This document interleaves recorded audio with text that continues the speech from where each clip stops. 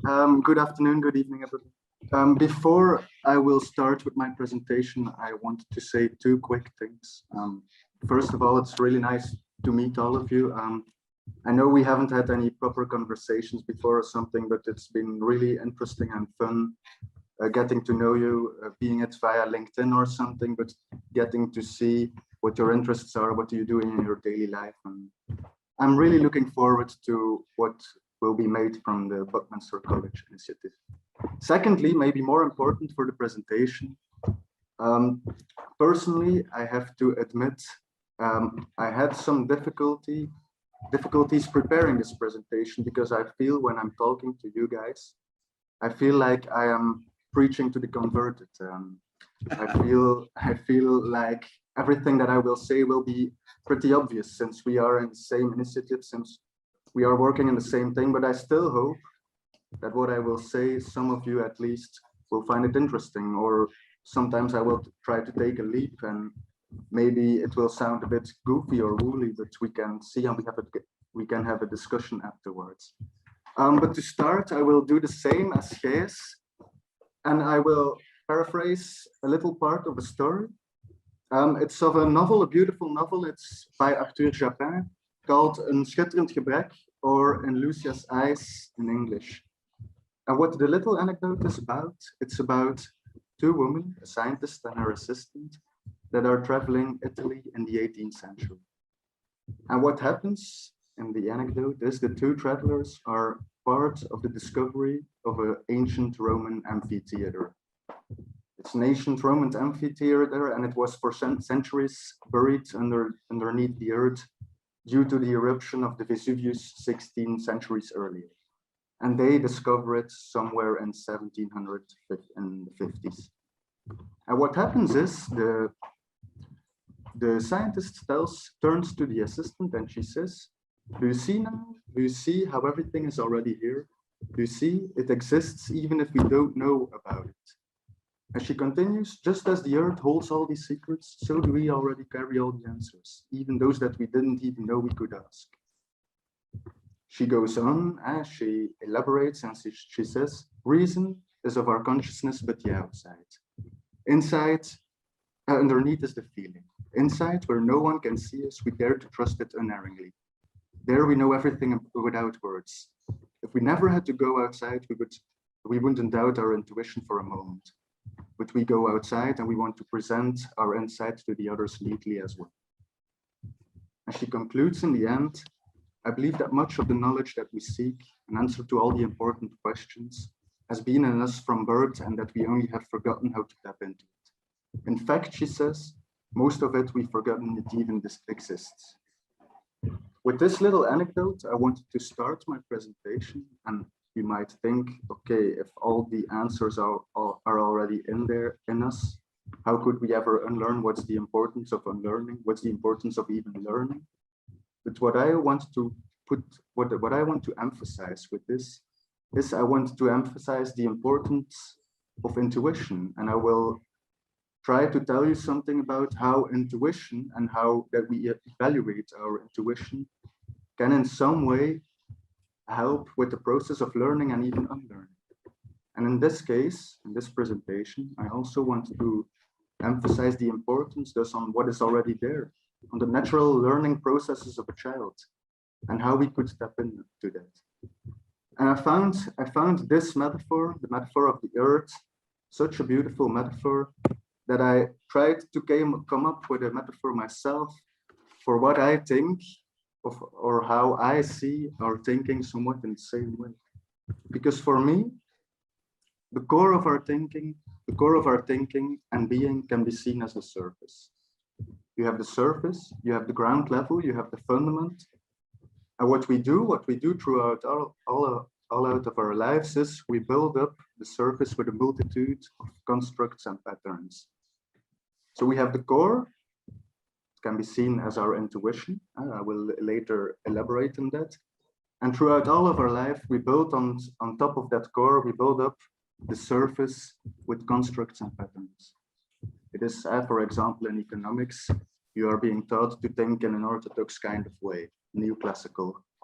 With music, people often limit themselves to the music theory. It's a weird thing to say, but it is like that. For drawing, it's the same. If you, as a child, go to the drawing academy, they urge you a lot to draw realistically, to draw realistic things. And you are, all your life, you are being taught to think in constructs and patterns and to build upon your surface, the core of your thinking, to build upon with constructs and patterns. And using this metaphor, I want to address two ways of unlearning. First of all, as I said, we are taught to think, to act, to be within these constructions. And I want to make clear, to show how we possibly could change these constructs, how we could change these patterns, how we could tell our students to look down from the top of this cognitive building and to tell them, look what you have learned, but look also what the other possibilities are. That's the first thing. The second thing that I wanted to tell you guys is I want to go with you back to the core. I want to go back to the intuition. What I think is very important, that we also have to teach our students to rely on the one hand more on this core, on the intuition, but on the other hand also very important to learn how to evaluate your intuition, to learn how to work with your intuition. Later, I will talk about Daniel Kahneman. He has a very famous book, Thinking Fast and Slow. And he speaks about fast thinking, the intuition, and slow thinking, the more slow, as it says, thinking. But first, the first problem, what do we do? What can we do? What are we able to do with these constructs that we have built throughout all of our lives? As a teenager, obviously, you cannot realize this. You don't realize the structures you have built. You don't realize, for starters, you don't realize what the core is, but you also don't realize what you have built on it. And more importantly, and certainly you don't realize well enough what else you could have built. The multitude of other possibilities of building blocks that you could have used to build your cognitive load. So what is our task? What is our task, and what do I try to do when I'm teaching? Is to learn to look, is to teach the students how they can look around, to look back, and as I told you, to look down from the top of this cognitive building. Because it's only by looking back to what you have learned and everything that we are able to see the multitude of possible paths. It's very important, I think, that education should not be about imposing a way of thinking. And I think everybody agrees with me on that, but it's still happening a lot, even in university. But what we must do as teachers is we must not learn to, we must not make the choices for our students, but we must accompany them in making the choices. And I will try to figure out with you, I don't have all the answers, but how we can do that, how we can try to accompany them in making choices, and how we certainly could stop imposing our ways of thinking. Because what is also the fact is, gathering information in the 21st century is not difficult at all. We all, or almost everybody, has access to the internet. We all have access to an infinite pool of knowledge. What is important, of course, is what we do with that knowledge. We must learn, and that's, I think, the biggest task of teaching. We must learn the students to think critically, to look back at what they have built, at the constructs and the patterns, and to make them realize that there are other things also out there, and to look critically at what they have built or what they have been taught to build. So that's the first thing. That's my first problem. And so to conclude, what unlearning is for me is allowing yourself to look at the things before you go along with it. But also, very important with this,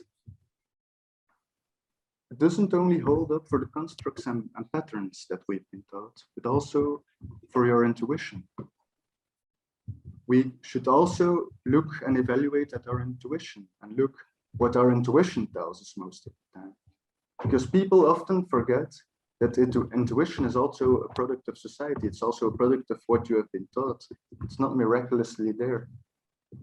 And if there is one person who has written incredible things on this subject, then it is Daniel Kahneman. He is a psychologist and economist, notable for his work on psychology, on the psychology of decision-making and judgment, as well as behavioral economics, for which, by the way, he has won in 2002 the Nobel Prize in Economic Sciences. And in his book, you can see it on the left, in his book, Thinking Fast and Slow, he aims to improve our ability to identify and understand errors of judgment and choice in others and eventually in ourselves. So what he does is he tries to learn the reader how you can evaluate your judgment, how you can evaluate and even identify your judgment and your choices. And in my opinion, I think personally that that is a really important part of unlearning, that you evaluate what your intuition tells you, that you evaluate what is even at the core of your thinking. And you can see it on the right of the screen. It's a little quote from the book, and he says, in order to well develop these intuitive judgments and choices, Kahneman says that the acquisition of skills requires a regular environment, an adequate opportunity to practice, and a rapid and unequivocal feedback about the correctness of thoughts and actions. When these conditions are fulfilled, he says, skill eventually develops, and the intuitive judgments and choices that quickly come to mind will mostly be accurate. Of course, this stays a little bit vague what he means with that. How could we interpret this? You could ask yourselves, how could we use this to use, for example, for the Buckminster College, for example, to teach children from the age to 12 or 18. And what is most important, I think, and what you can immediately see also what he says, is that you need a regular environment for your children to prosper in. But what is a regular environment?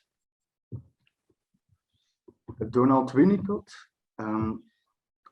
said one time that a maladjusted child is a child to whom the environment has not adapted sufficiently. And I think that's a great way to look at, for example, the children that we will invite to the Buckminster College, to gifted children, that this is a perfect example to look at it in this way. Often it happens that gifted children get bored at school.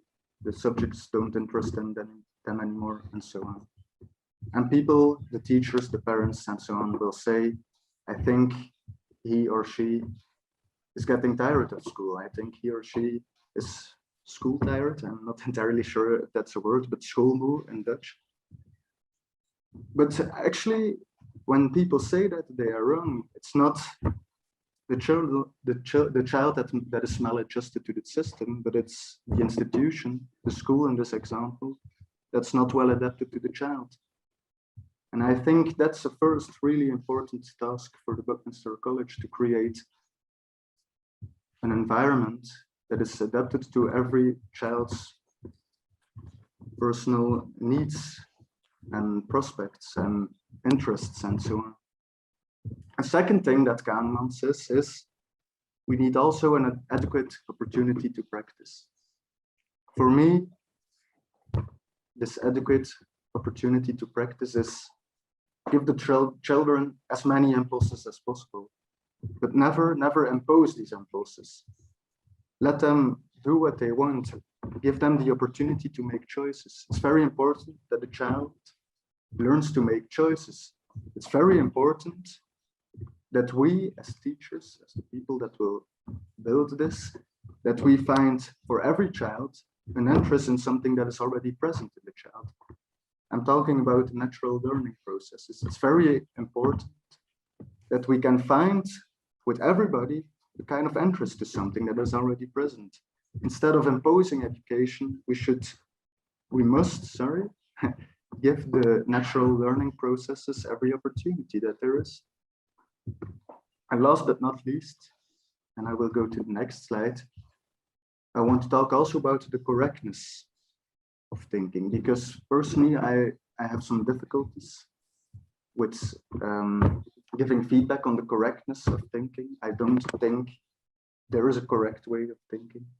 I didn't entirely grasp how that Kahneman meant it, but for me it's more important that you give feedback on the correctness of the way of thinking, or that you give feedback about the correctness of thinking in general, but not about the correctness of the thoughts of the child.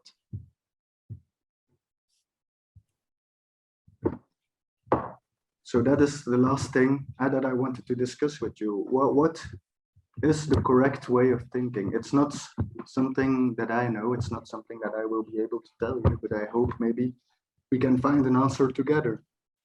But the important is, as I have said before, education nowadays imposes a way of thinking to everybody. It imposes a bit, it barely questions the thinking. And for example, for me, I studied economics in university. We were imposed to think in neoclassical ways of thinking, an orthodox way of thinking. And it took 3 years until a professor came to class and told us, you know, there are also other interesting heterodox schools of thinking in economics. So education constantly imposes a way of thinking, but it barely dares to question that thinking. So that is, for me, first, the value of the core, the importance of intuition. We should also really look into that when we try to learn and unlearn with our students, with our children. The next thing, to finish the presentation, I also, of course, want to tell you, how could we implement these things in class? And for me, I think the most important thing that there ever is that there can be as teacher, it is the importance of the vulnerability. As a teacher, let me put it in another way, if we want the students to preserve their individuality, we must also allow the teachers to preserve their individuality. We must, and I think, again, this is maybe quite obvious, but we must get away from the idea from the all-knowing professor. He doesn't exist and he shouldn't exist. In my opinion, vulnerability is key, and not only science. It is important sometimes, I think, as a teacher, to say that you don't get it either, or that you don't know it either, or that you changed your thoughts. For example, last week I was listening to a podcast of Stefan Hechtmans, a famous writer who is also a professor of philosophy, and he also says, like, sometimes I teach a class on, for example, Wittgenstein or Heidegger, and the next week I need to come back to the class and I need to tell my students, sorry, but I think I was entirely wrong. I think I got it wrong. I read it, I interpreted it, I told you how I interpreted these things, but I think I was entirely wrong, and maybe we should have a look together about a better way to interpret these things. And it's a very, very vulnerable position. I remember the first time that I gave a class, it was mathematics, and I was beyond scared that a student would ask me a question that I didn't know the answer to. But during the years, I learned that actually it isn't really important if you don't know the answer. It's important that you help them getting to the answer. So even for mathematics, to give an example of my personal career, even for mathematics, I try to implement this vulnerability by just not preparing my courses sometimes. And I know this sounds weird, but I go to class, we will make exercises, and I don't make them myself. And then I come to class and I'm open about it. I tell to my students, today we are going to make exercises. I have no idea what they are about. Okay, we have seen theory, but I have not taken a look myself to the exercises, and we will together come to the answers and we will work together. So even for mathematics, I think sometimes these things work. In general, I think a lot relies on staying receptive, and that control in every way takes that receptiveness away. So this one of my two and I think my most important way of implementing and learning in class and learning in general is the importance of vulnerability. Second, implementation in class is not really something I came up with or a tip or something, but it's an example of which I read a lot about in the last weeks. And it's the Freinesco school. What is Freinet? It's a form of education according to the ideas and the practice of the French teacher and pedagogue Célestin Freinet. I have never taught at the Freinet school. I've never been to a Freinet school, so I can't speak from practice. But all the things I just have told you in this presentation, I found back in the ways of teaching of the Freinet school. And there they try to give the natural learning processes of every child the opportunity to develop. And they get the child out of his passive position and they put it in an active position, which only works, as I said, if you can preserve the individuality of both the child and the adult, of course, because the adult also needs to have some freedom, needs to be able to do the things as he sees them. And only then you can give an active position to the learner. And what is very important here is observation. To conclude, this was my last slide. I think it's very important that we remember that the user is the one that creates the institution, being it for a school or a university or whatever. It's the user, and in our case, the student, the child, that creates the institute. We should give the active position to them, and we should give them freedom. But that only works if we can preserve our own individuality. Everything, you see it everywhere, tends to institutionalize constantly.